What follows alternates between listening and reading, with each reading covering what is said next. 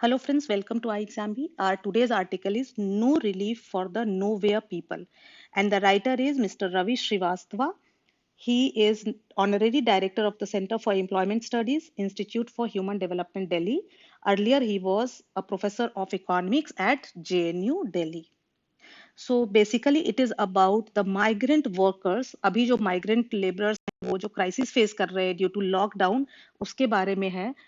इतना आप सबको पता ही है जो बैकग्राउंड है कि मार्च में पहली बार लॉकडाउन इम्प्लीमेंट किया गया ड्यू टू कोरोना वायरस। 14 अप्रैल को उसको एक्सटेंड किया गया और अभी फिर 3 मई को फिर से एक्सटेंड किया गया है। और जब पहली बार लॉकडाउन हुआ था मार्च में, तब ये डिसाइड किया था गया था गवर्नमेंट के द्वारा कि जो माइग्रेंट लेबरर्स जहां हैं वहीं रहेंगे। लेकिन अभी तीसरी बार जब एक्सटेंड किया गया है मई में, तो ये डिसाइड हुआ है कि उन सबको उनके उनके घर भेज दिया जाए।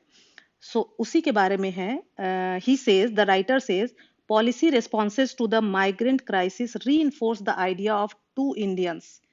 कहते हैं कि जो जिस तरह से पॉलिसी माइग्रेंट लेबरर्स को लेकर के बनाई जाती है या इम्प्लीमेंट की जाती है, उससे यही पता चलता है, वो इस चीज को और रीइंफोर्स करता है कि हमारे देश में दो इंडिया बसते हैं।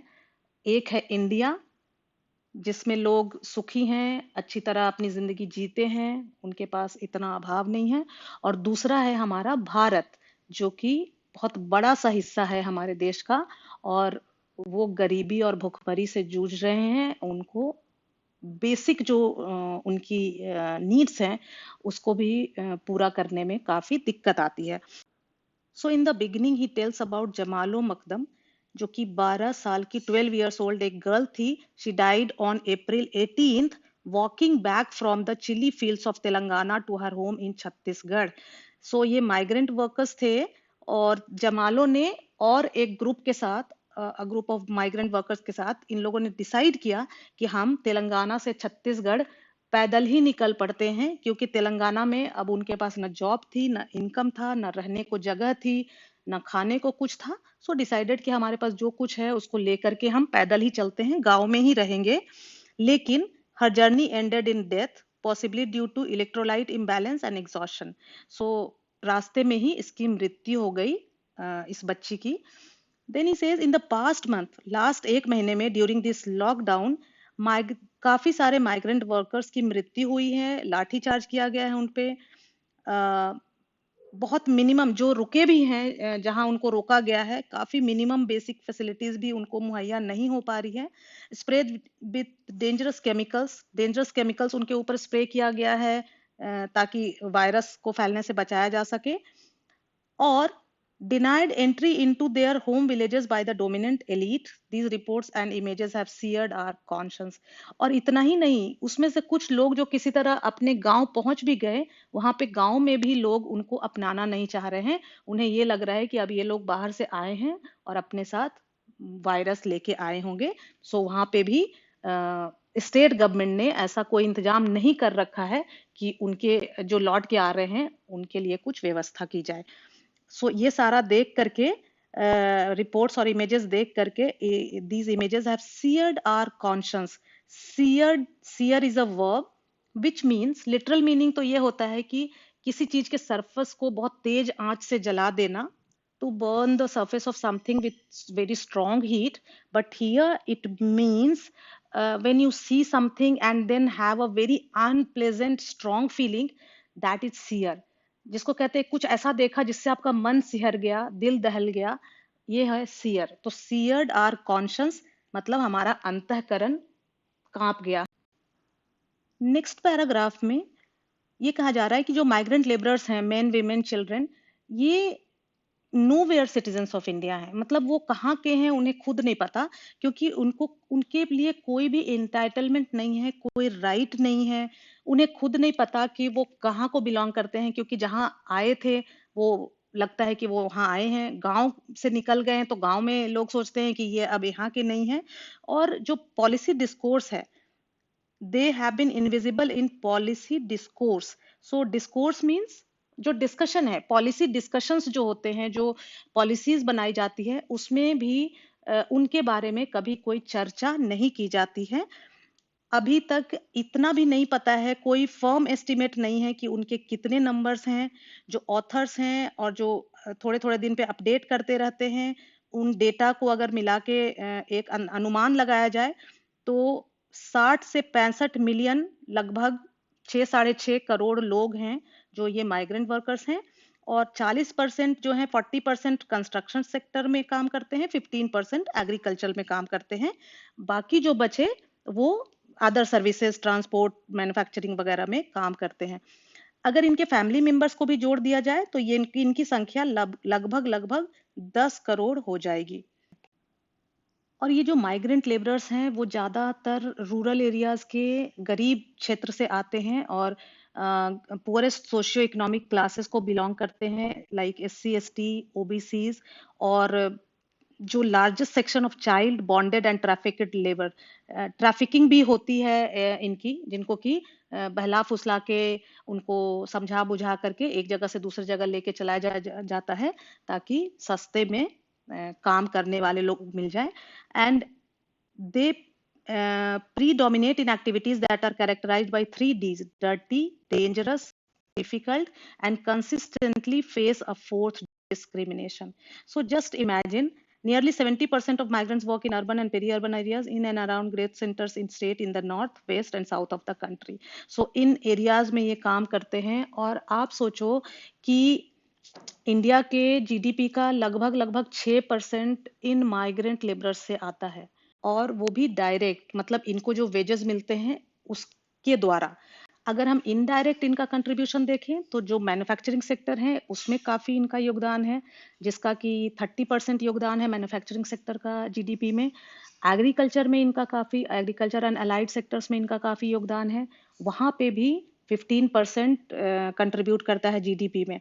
अब इसका आप अंदाजा इस तरह से लगा सकते हैं, ये इस आर्टिकल में नहीं लिखा है, लेकिन समझने के लिए मैं ये डिस्कस कर रही हूँ कि आप इसका अंदाजा इस तरह से लगा सकते हैं कि जीडीपी का सिर्फ 1% भारत में हेल्थ और एडुकेशन पे खर्च किया जाता है। तो इसी से आप समझ लो 1% पूरे भारत के हेल्थ और एडुकेशन पे खर्च किया जाता है, और 6% डायरेक्ट कंट्रीब्यूशन है इन माइग्रेंट लेबरर्स का, और इनके बारे में कोई भी कुछ नहीं सोच रहा है। सो हम इनसे काम ले रहे हैं, लेकिन हम इन्हें कुछ भी दे नहीं रहे हैं बदले में, ना उन्हें सिक्योरिटी दे रहे हैं, ना हम बेसिक मिनिमम जो उनकी रिक्वायरमेंट है वो कैसी पूरी होगी, या इस तरह से जैसे कोरोना वायरस कुछ अनफॉरसीन हो जाता है तो उनका क्या होगा, किस तरह से वो अपनी जिंदगी व्यतीत करेंगे, जिंदा रहेंगे कि मर जाएंगे, इसके बारे में कोई भी इतना नहीं सोच पा रहा है जितना कि सोचना चाहिए।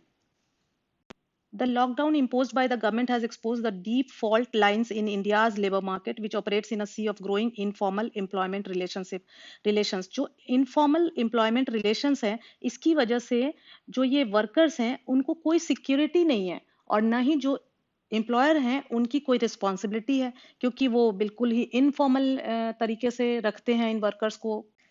ISDS tells us that half the migrant laborers are hired through contractors. ये कॉन्ट्रैक्टर के थ्रू हायर किए जाते हैं, और जो लेबर रेगुलेशंस का इम्प्लीमेंटेशन है वो बहुत पुअर है, खास करके इंटर स्टेट माइग्रेंट्स का। With the government's sudden lockdown decision, wages for jobs already carried out. So अचानक से जब लॉकडाउन का डिसीजन हुआ, तो चूंकि वो मंथ एंड नहीं हुआ था, तो बहुत सारे जो माइग्रेंट वर्कर्स थे उनको पेमेंट नहीं मिल पाई, जो ऑलरेडी उन्होंने काम कर चुके थे उसका भी। सो अभी लास्ट मंथ का एंड होने वाला था, उनके पास पैसे नहीं थे, जो महीना काम किया था उसके पैसे मिले नहीं थे, और ये लॉकडाउन हो गया, तो इस वजह से उनकी स्थिति और भी खराब हो गई। गवर्नमेंट का जो 26 मार्च को अनाउंसमेंट हुआ था रिलीफ पैकेज का, उसमें भी इन माइग्रेंट वर्कर्स के बारे में कोई बात कही नहीं गई कि इनको किस तरह से मदद दी जाएगी। साथ में इन लेबरर्स को जो कंपनसेटरी वेजेस देने चाहिए थे, उसके लिए भी गवर्नमेंट साइड स्टेप हो गई अपनी इस रिस्पॉन्सिबिलिटी से, और ये कहा कि जो एम्प्लॉयर्स हैं उनको ये पेमेंट करना चाहिए, और employers who are already hit hard by the lockdown. इसके बाद जब माइग्रेंट वर्कर्स अपने घर जाने के लिए सोचने लगे कि किस तरह घर जाया जाए, उस समय बहुत ही strict inter district lockdown, state और इंटर डिस्ट्रिक्ट लॉकडाउन इम्प्लीमेंट किया गया, जिसकी वजह से उन्हें क्वारंटीन कम शेल्टर्स में रहना पड़ा। ये डिसाइड हुआ, उस समय डिसीजन ये लिया गया कि अभी स्ट्रिक्ट लॉकडाउन किया जाए।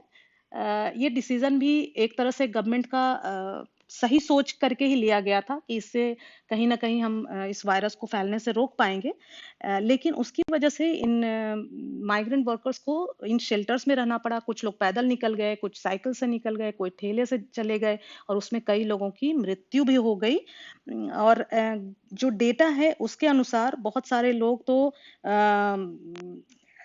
गवर्नमेंट के द्वारा चलाए जा रहे शेल्टर्स में रहे, कुछ एनजीओज के द्वारा चला रहे शेल्टर्स में रहे, लेकिन फिर भी कई लाख ऐसे भी रह गए जो कहीं कंस्ट्रक्शन साइट या कहीं ऐसी जगह पे रह गए, और बहुत ही मुश्किल अवस्था में उन्होंने ये अपने दिन काटे।